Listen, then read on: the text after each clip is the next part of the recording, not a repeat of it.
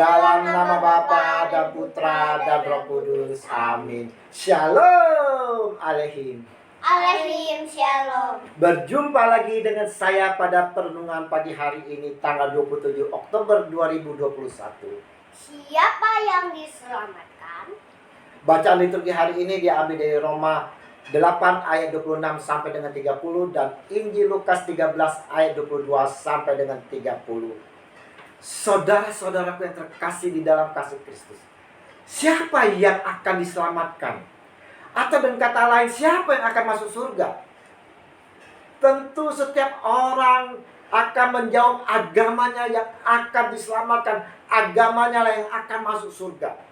Demikian juga dengan para pengikut Kristus, saudara-saudara. Orang-orang Kristen dengan lantang dan sedikit sombongnya akan menyaut, kamilah yang akan diselamatkan, kami yang akan masuk ke surga. Kenapa? Karena mereka percaya bahwa mereka lah orang Kristen yang merupakan domba-domba yang selalu dikasihi sang gembalanya, yaitu Yesus Kristus. Betulkah orang Kristen pasti selamat? Bagaimana dengan mereka yang bukan Kristen? Nah, saudara-saudara, pertanyaan lebih lanjut, saudara. Bagaimana kita bisa selamat dan masuk surga? Jawab Yesus kepada orang-orang di situ. Berjuanglah untuk masuk melalui pintu yang sesat itu. Sebab aku berkata kepadamu, banyak orang akan berusaha untuk masuk, tetapi tidak akan dapat. Lukas 13 ayat 24. Saudara-saudara yang terkasih, inilah jawaban Yesus atas pertanyaan seseorang yang ditemuinya, saudara, di dalam perjalanan menuju Yerusalem. Pertanyaan orang itu, saudara, Tuhan, sedikit sajakah orang yang diselamatkan? Lukas 13 ayat 23. Kalau diperhatikan dengan cermat, saudara-saudara, kata-kata Yesus ini sebenarnya tidak menjawab pertanyaan orang tadi. Jawaban yang dibutuhkan orang itu hanya sederhana sekali. Banyak atau sedikit. Itu saja. Pertanyaan orang itu rasa-rasanya, saudara, adalah pertanyaan dari kebanyakan kita, saudara. Bukan hanya sedikit atau banyak, tetapi siapa sajakah yang akan diselamatkan? Siapa sajakah yang akan masuk surga? Saudara-saudaraku yang terkasih, kebanyakan dari umat manusia yang notabene beragama selalu mengklaim agamanya yang masuk surga. Yang di luar itu adalah kafir, akan masuk neraka. Kita seolah-olah Tuhan saja yang menentukan. Kita sebagai Tuhan yang menentukan. Sedangkan saudara, Yesus saja tidak mau tahu akan soal ini. Nah, ingatkah kita akan dari seorang ibu dari anak-anak Zebeus yang mengajukan pertanyaan hampir sama tentang apakah anak-anaknya akan duduk di kiri dan kanan Yesus untuk memerintah sebagai raja kelak? Apa jawaban Tuhan Yesus saat itu? Tetapi hal duduk di sebelah kananku atau di sebelah kiriku, aku tidak berhak memberikannya. Itu akan diberikan kepada orang-orang bagi siapa yang telah disediakan. Markus 10 ayat 40. Dengan kata lain, saudara-saudara yang terkasih, ini bukan urusannya. Ini bukan urusannya Yesus. Ini adalah urusan Bapa. Kita pun, saudara-saudara, harus sadar diri tentang apa yang akan kita tanyakan ini. Kita harus sadar diri tentang siapa yang akan diselamatkan, siapa yang akan masuk surga, saudara. Bahwa ini bukanlah urusan kita. Kita tidak punya hak untuk itu, saudara. Yesus mau sampaikan kepada kita, janganlah memikirkan berapa banyak siapa saja yang akan masuk surga. Tetapi saudara-saudara yang terkasih, Diri kita sendiri yang harus kita berpikir bagaimana caranya saya bisa selamat, bagaimana caranya saya bisa masuk surga itu.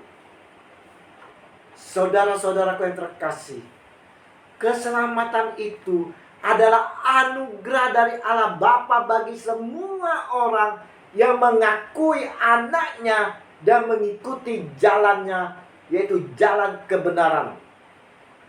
Pintu surga selalu terbuka bagi semua orang, saudara, tanpa terkecuali. Dan untuk menuju pintu itu telah dikatakan oleh Yesus di dalam Injil hari ini, di mana pintu itu sempit. Kita harus berjuang, saudara, untuk dapat melewatinya. Hanya melalui satu pintu itu yang sempit itulah orang berlomba-lomba untuk masuk dengan berbagai cara. Namun saudara-saudara yang terkasih, ada yang tak sabar, saudara, sehingga menyikut orang lain, saudara, agar bisa masuk. Menyikut orang lain karena egoisnya, saudara. Ada yang dengan cara memanjat bagaikan pencuri, atau dengan cara mencongkel bagaikan perampok. Banyak yang mau masuk, tetapi mereka masuk pintu itu, saudara, dengan tidak dalam kebenaran. Saudara-saudara terkasih, jalan yang harus kita lalui memang sangat sempit sekali, saudara. Dan ini dituntut dari kita semua, saudara, untuk merelakan banyak hal.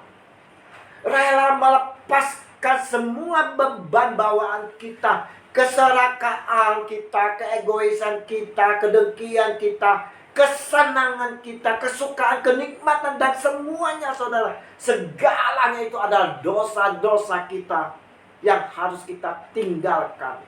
Semua itu merupakan beban kita, saudara. Banyak orang, dan mungkin saja dari diri kita, saudara, yang sedang merenungkan Injil hari ini, merasa tidak rela, saudara, jika harus meninggalkan semuanya itu untuk selamat atau masuk ke surga. Bukan mereka yang telah memakai baju berlabelkan Kristen, saudara. Tidak, saudara. Tapi mereka yang mau menjalani kehidupan ini dalam kebenaran Tuhan Yesus. Mau melepaskan semuanya yang disebutkan di atas tadi. Mau melepaskan segala dosa manusia lama kita. Nah, saudara-saudara yang terkasih, bagaimana dengan kita saat ini, saudara? Maukah kita selamat, saudara? Maukah kita masuk ke dalam surga, saudara? Maukah kita melepaskan semuanya yang terikat dalam diri kita dan mau mengikuti Dia, Yesus Kristus, Tuhan kita? Pintu itu sendiri sebenarnya adalah Kristus Yesus sendiri, saudara. Hanya melalui Dialah kita akan mengalami Allah, dan melalui Dialah kita akan memperoleh hidup.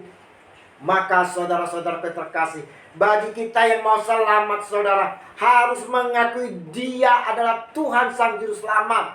Dialah yang wafat, bangkit dalam 3 hari, dan naik ke surga. Kita harus dengan sungguh-sungguh, saudara, mau mengikuti Dia, saudara, mengikuti firman-Nya. Bukan sekedar sebagai orang Kristen saja, saudara. Karena sebagai orang Kristen saja tidak punya jaminan, saudara. Ingat itu, saudara. Renungan hari ini, saudara-saudara, mau mengajak kita semua, kalau kita mau diselamatkan, kalau kita mau masuk surga, maka kita mau meninggalkan semua kedagingan kita. Kita mau hidup di dalam roh, hidup di dalam kebenaran Tuhan Yesus Kristus. Kita mau hidup tetap setia dan taat, selalu berpegang teguh pada firman-Nya, sehingga kelak kita bertemu Tuhan Yesus, jangan sampai lagi Dia mengatakan, "Aku tidak mengenal kamu. Aku tidak pernah mengenal kamu. Nyala daripadaku. Kamu sekalian pembuat kejahatan." Matius 7 ayat 23.